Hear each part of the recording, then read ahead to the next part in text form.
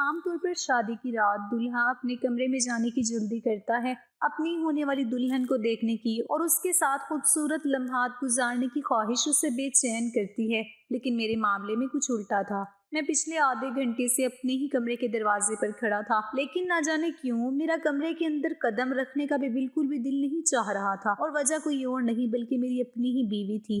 وہ بیوی جس سے شادی کرنے کے لیے میں نے اپنے ماں باپ کو ناراض کیا تھا اور سب کچھ فراموش کر کے اس سے نکاح کر بیٹھا تھا۔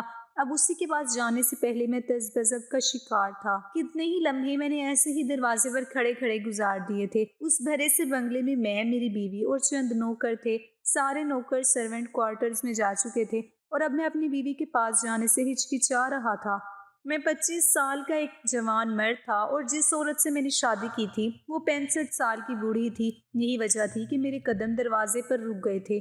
میں نے ایک طائرانہ نظر سارے بنگلے پر ڈالی جو شادی میں میرے نام ہو گیا تھا۔ اگر میں کچھ دن اس عورت کے ساتھ اچھی طرح گزار لیتا تو مجھے اور بھی بہت کچھ مل سکتا تھا۔ یہی سوچ کر میں نے کمرے کا دروازہ کھولا اور اندر داخل ہو گیا۔ اس رات کو لے کر میرے دل میں کوئی جذبات نہیں تھے۔ یہ شادی محض ایک سودا تھی جو میں نے اپنے مستقبل کے لیے کیا تھا۔ بستر پر بیٹھی اپنی بیوی نسرین کو دیکھ کر مجھے ہنسی آ گئی تھی۔ 65 سال کی عمر میں وہ سرخ جوڑا پہنے بالکل نئی نویلی دلہن کی طرح تیار ہوئی بیٹھی تھی۔ میں نے ایک نظر اس پر ڈالی اور دھیرے دھیرے قدم اٹھاتے ہوئے اس کے پاس جا بیٹھا۔ مجھے یقین تھا کہ وہ بس کچھ ہی دیر میں نیند کی وادیوں میں اتر جائے گی، کیونکہ عمر کے اس حصے میں تو خود بخود نیند آتی ہے، اور پھر وہ تو کچھ دوائیاں بھی استعمال کرتی تھی۔ میں نے خود اسے بہت دفعہ دوائیں کھاتے دیکھا تھا۔ یقیناً اسے کوئی بیماری بھی تھی۔ مجھے دیکھ کر وہ مسکرائی اور کہنے لگی، بہت دیر کر دی کمرے میں آنے میں، کب سے تمہارے انتظار میں بیٹھی تھی۔ میری کمر تو اب دکھنے لگی ہے۔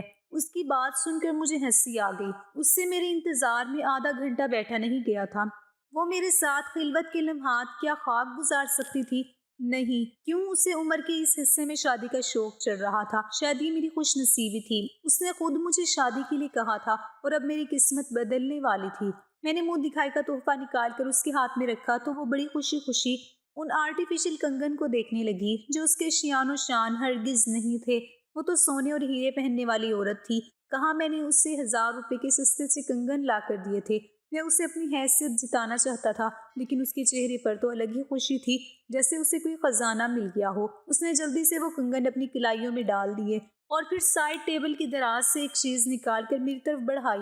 براؤن رنگ کے لفافے میں موجود وہ چیز نظر نہیں آ رہی تھی۔ اس نے میرے ہاتھ میں لفافہ پکڑا کر کہا، یہ تمہارے لیے تحفہ ہے۔ لفافہ پکڑ کر میری خوشی کی انتہا نہ رہی۔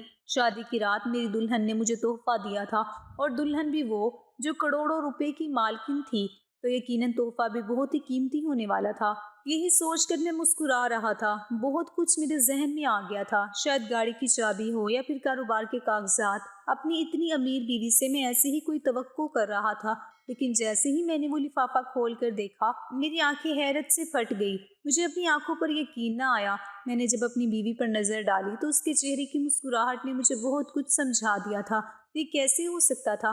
میں نے بے یقینی کے عالم میں وہ لفافہ واپس اس کے ہاتھ میں پکڑایا تو وہ کہنے لگی، یہ ہماری شادی کی رات کا تحفہ ہے اور تمہیں قبول کرنا ہوگا۔ میں نے انکار میں سر ہلایا۔ وہ میری طرف دیکھ کر ہنستے ہوئے کہنے لگی کہ اگر میری بات نہیں مانو گے تو بہت نقصان اٹھانا پڑے گا۔ تم جانتے ہو یہ شادی ان شرائط پر ہوئی ہے، اس لیے یہ تحفہ تمہیں قبول کرنا لازمی ہے۔ میری آنکھوں کے آگے دنیا گول گھومنے لگی تھی۔ میں سوچ بھی نہیں سکتا تھا کہ عورت اس قدر چلاک ہوگی اور میرے ساتھ اتنا بڑا کھیل کھیل جائے گی۔ شادی میں جو شرائط اس نے لکھوائی تھی انہیں مانتے وقت مجھے بالکل اندازہ نہیں ہوا تھا کہ یہ سب کیا کرنا چاہتی ہے، اور اب جب مجھے احساس ہوا تھا تو بہت دیر ہو چکی تھی۔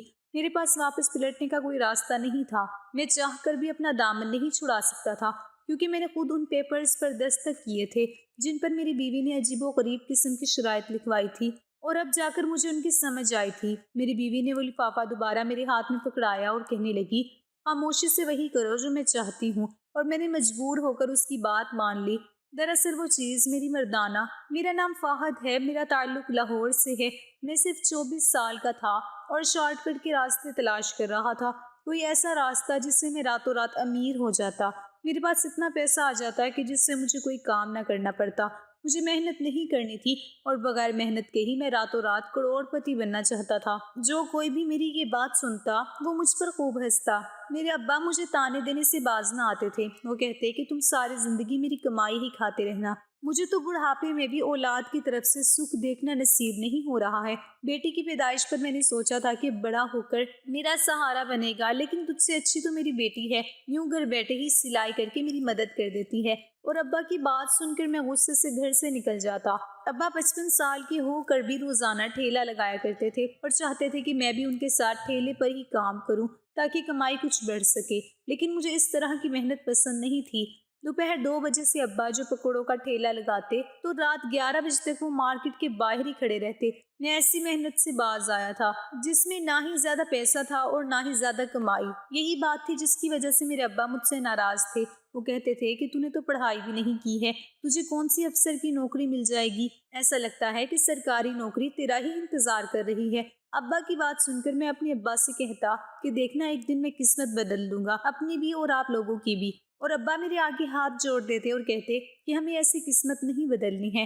रातों रात वही लोग अमीर होते हैं जो गलत काम करते हैं। सही काम करने वाले हलाल कमाते हैं और रूखी सूखी खाते हैं, बचत करके पैसे जोड़ते हैं और फिर ही अमीर होते हैं। अब्बा की बात पर मुझे हंसी आ जाती, क्योंकि जो तरीका अब्बा बताया करते थे उससे तो सारी जिंदगी निकल जाती, लेकिन मेरी कोई एक ख्वाहिश भी पूरी ना हो पाती। अब्बा खुद भी तो सारी जिंदगी यही सब करते आए थे, लेकिन कौन सा हम अमीर हो गए थे या हमारे हालात बदल गए थे। बचपन से अब तक मैंने यही देखा था कि अब्बा के हलाल की कमाई से जरूरियात पूरी हो जाती, लेकिन ख्वाहिशात अधूरी रह जाती और मैं ख्वाहिशात के समंदर में तैर रहा था। एक दिन ऐसे ही अब्बा से खूब लड़ झगड़ कर मैं घर से निकला और शहर जाने वाली सड़क पर जा बैठा। अब्बा ने मुझे बहुत बातें सुनाई थी। उनका कहना था कि अब बहन की शादी होने वाली है, तुम भी घर के खर्चों में कुछ हिस्सा डालो ताकि शादी के लिए पैसे जमा हो सके। और अब्बा की ये बात सुनकर मुझे गुस्सा आ गया था। मेरी बहन अब्बा की जिम्मेदारी थी, मेरी नहीं। मैं ऐसे ही पत्थर उठाकर सड़क पर फेंक रहा था कि तभी एक बड़ी सी सियाह रंग की गाड़ी बड़ी तेजी से मेरे सामने से गुजरी और मेरे दिल में ख्याल आया कि काश ये गाड़ी मेरी होती तो मैं अभी उसमें बैठकर शहर चला जाता। शायद कबूलियत का वक्त था, क्योंकि वो गाड़ी कुछ ही देर बाद वापस पीछे आई और मेरे सामने आकर रुक गई। मैं चौंक कर उस गाड़ी में देखने लगा। सियाह रंग का शीशा नीचे उतरा और एक बूढ़ी औरत ने अंदर से झांक कर मुझे देखा और इशारे से अपने पास बुलाया। मैं बिना कुछ सोचे समझे उसके पास गया तो कहने लगी, लगता है शहर जाने के लिए बैठे हो। अगर बस नहीं आ रही है तो मेरे साथ चलो, मैं पहुंचा देती हूँ। मैं वाकई जाना चाहता था, लेकिन ना ही शहर जाने के लिए मेरे पास पैसे थे और ना ही ये मालूम था कि वहां जाकर क्या करूंगा। बस मैं रातों रात अपनी किस्मत बदलना चाहता था। मुझे सोच में पड़ा देखकर वो कहने लगी, बैठ जाओ, और उसने दरवाज़ा खोल दिया। मैं खामोशी से उसके साथ वाली सीट पर बैठ गया। फ्रंट सीट पर ड्राइवर वर्दी पहने बैठा हुआ था। उसकी नज़रें सड़क पर थी। उस औरत के कहने पर ड्राइवर ने गाड़ी चलानी शुरू कर दी थी और हमारी मंजिल शहर की जानिब थी। रास्ते में पूछने लगी कि तुम शहर में कोई काम करते हो। मैंने इनकार में सिर हिलाया तो वो पूछने लगी कि फिर शहर क्यों जा रहे हो। मैंने उसे बता दिया कि मैं अपनी किस्मत बदलना चाहता हूँ और किस्मत आजमाने के लिए ही शहर जा रहा हूँ। वो कहने लगी, अगर ऐसी बात है तो कुछ दिन मेरे पास नौकरी कर लो। मुझे एक बंगले में एक जिम्मेदार शख्स की ज़रूरत है जो सारे नौकरों पर नज़र रख सके। उस औरत की बात सुनकर मैं हक्का बक्का रह गया। वो मेरे लिए बिल्कुल गैर थी, मैं उसके लिए अनजान था। फिर वो कैसे मुझे अपने बंगले में नौकरी की ऑफर कर रही थी। बड़ी सी गाड़ी की एसी में मुझे इतना सुकून मिल रहा था कि मैं सोचने लगा कि उसके बंगले में कितना सुकून होगा, और फिर इतना बड़ा बंगला रहने को भी मिल जाएगा। उसने मुझे कहा कि मुझे खाने पीने की कोई कमी नहीं होगी। वो एक बहुत बड़ी रकम मुझे तनख्वाह के तौर पर ऑफर कर रही थी। मेरे पास फिलहाल इनकार की गुंजाइश नहीं थी, क्योंकि जो काम उसने बताया था वो कोई काम ही नहीं था। बंगले का सारा काम नौकरों को करना था और मुझे बस उन पर नजर ही रखनी थी। मैं राजी हो गया और उसके साथ उसके बंगले पर पहुंच गया। इतना आलीशान बंगला देखकर मैं हैरान रह गया। वो उस बंगले में अकेली रहती थी। उसने बताया था कि सालों पहले उसके शोहर का इंतकाल हो गया था, बच्चे भी नहीं थे, इसलिए वो तन्हा थी। उसका इंपोर्ट एक्सपोर्ट का कारोबार था, तो खुद अपने कारोबार की निगरानी करती थी। सारी रात कारोबार के कामों से बाहर रहती, सारा दिन सोती रहती थी, इसलिए घर नौकरों के हवाले था और उसे नौकरों को देखने के लिए किसी जिम्मेदार शख्स की जरूरत थी। मैंने उसके बंगले पर नौकरी शुरू कर दी। मैं बड़ा खुश था। यहाँ मुझे जिंदगी की हर आसाइश हासिल थी। गाड़ी की चाबी तक मिल गई थी। मैं जहाँ चाहता मालकिन की गाड़ी में जा सकता था, کیونکہ سارا دن تو وہ سوتی رہتی تھی، اور جب اس نے پہلے مہینے میں میرے ہاتھ میں تنخواہ رکھی تو میں مالکن سے اجازت لے کر اس کی گاڑی میں اپنے گھر چلا گیا۔ اماں نے مجھے دیکھتے ہی سینے سے لگا لیا، بہت روئی اور کہنے لگی، تو کہاں چلا گیا تھا؟ ابا کی باتوں کا اتنا برا مان گیا کہ ہم سب کو چھوڑ کر ہی چلا گیا۔ تیرے ابو تیری یاد میں روتے رہتے ہیں، ہم سب تیرے لیے بہت فکر مند تھے۔ میں نے جیب سے لفافہ نکال کر اماں کے ہاتھ میں رکھا اور کہا، بہن کی شادی میں حصہ ڈالنے کے لیے گیا تھا، دیکھ مجھے شہر میں نوکری مل گئی ہے، یہ میری پہلی تنخواہ ہے اور میں نوکری کی طرف سے ملی گاڑی میں ہی آیا ہوں۔ میں نے اماں کو باہر کھڑی گاڑی دکھائی تو اماں کی آنکھیں حیرت سے پھیل گئی، اور جب انہوں نے خوشی میں میری بلائیں لی اور کہنے لگی، مجھے معلوم تھا کہ میرا بچہ ایک دن کامیاب ہوگا۔ البتہ جب ابا دوپہر کے کھانے کے لیے گھر لوٹے تو مجھے دیکھ کر خوش ہوئے، لیکن ساتھ ہی میری گاڑی اور کمائی نے انہیں حیرت میں مبتلا کر دیا۔ خوش ہونے کی بجائے ان کے چہرے پر فکر کے آثار نظر آئے، اور وہ کہنے لگے، بیٹے یہ تجھے کون سی ایسی نوکری مل گئی ہے جس میں اتنی زیادہ تنخواہ ہے؟ تو پڑھا لکھا بھی نہیں ہے۔ میں نے ابا کو ساری بات بتائی اور ابا نے انکار میں سر ہلایا اور کہنے لگے، بات سمجھ سے باہر ہے، شہر کے لوگ بہت تیز ہوتے ہیں، ایسے ہی مفت میں نوکریاں نہیں بانٹتے، اور پھر اتنی زیادہ تنخواہ بھی۔ مجھے لگا تھا کہ ابا میری ترقی دیکھ کر خوش ہوں گے، لیکن ابا تو اس وقت بھی میرے خلاف تھے۔ میں غصے سے اٹھ کھڑا ہوا اور اماں سے کہا کہ میں جو کچھ بھی کر لوں ابا خوش نہیں ہو سکتے، میں تو پیسے لے کر آیا تھا بہن کی شادی میں اپنا حصہ ڈال سکوں، لیکن ابا میری نوکری کو لے کر مشکوک ہو گئے ہیں۔ میں واپسی کے لیے نکل گیا، میری اماں مجھے آوازیں دیتی رہ گئی، میرا دل خراب ہو چکا تھا، میرے ابا میری ترقی سے خوش نہیں تھے۔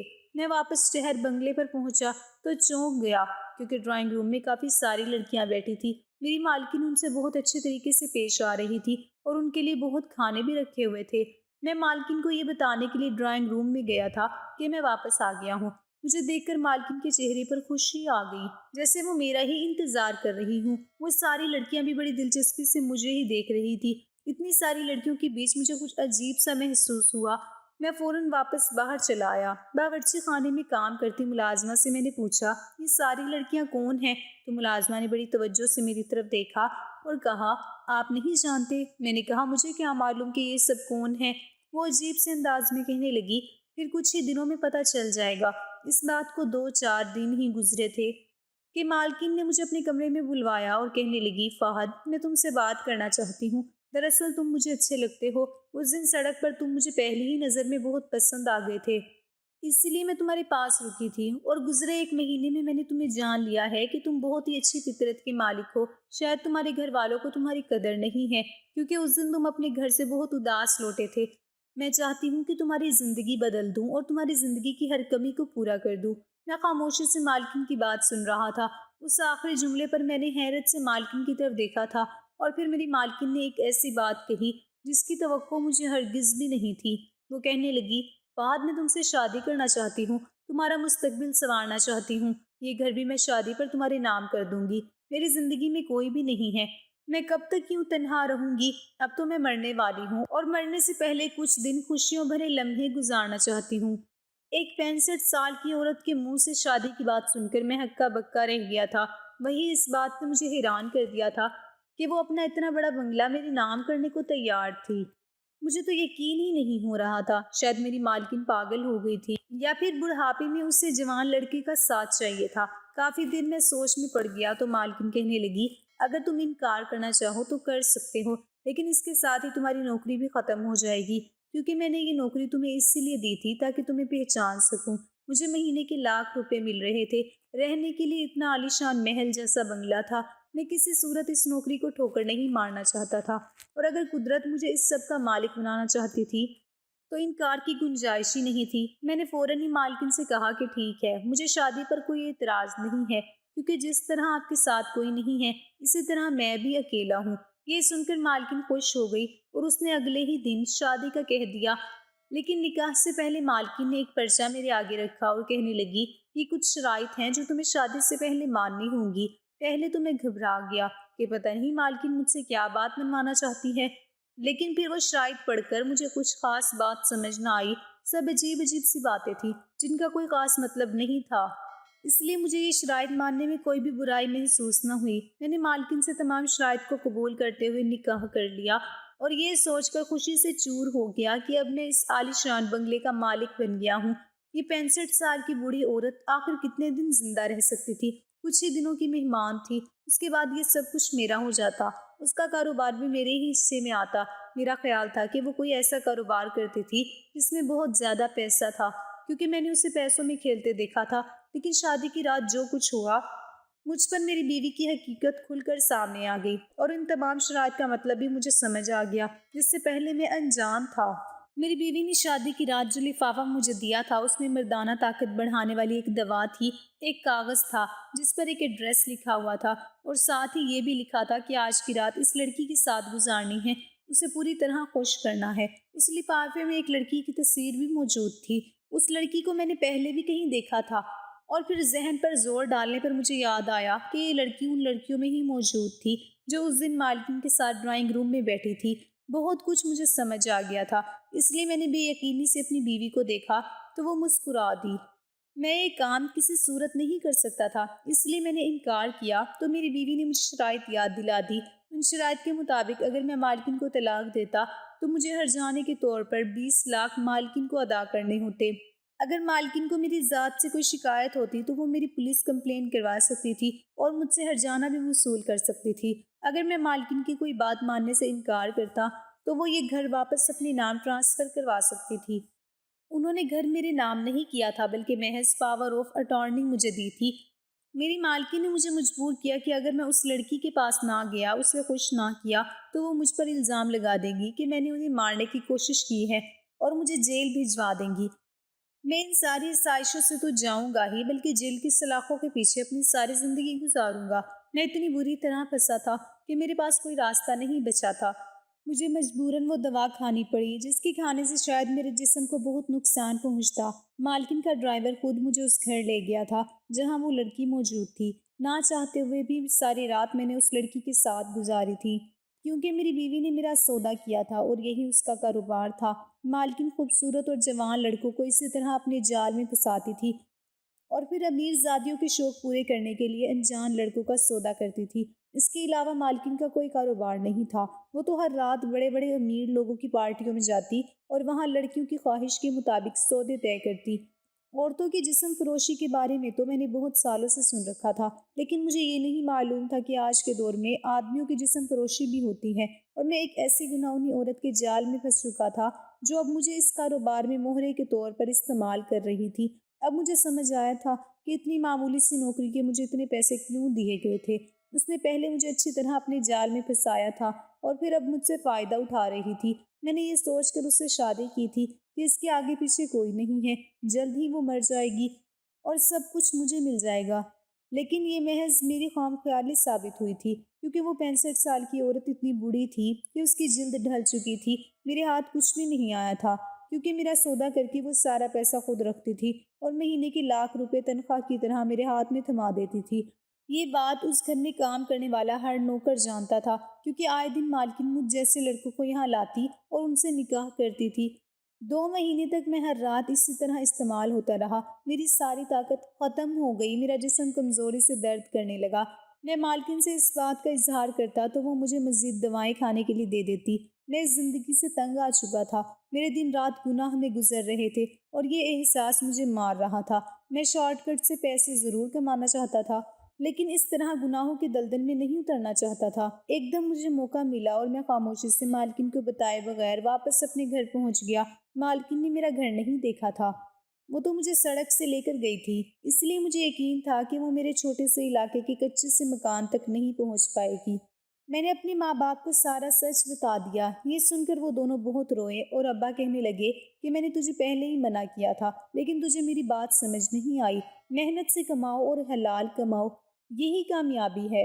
آج میں اپنے ابا کے ساتھ پکوڑوں کے ٹھیلے پر ہی کام کرتا ہوں۔ اللہ تعالیٰ نے ہمارے کام میں اتنی برکت رکھی ہے کہ ہم حلال روزی کما کر اپنی ضروریات پوری کر لیتے ہیں۔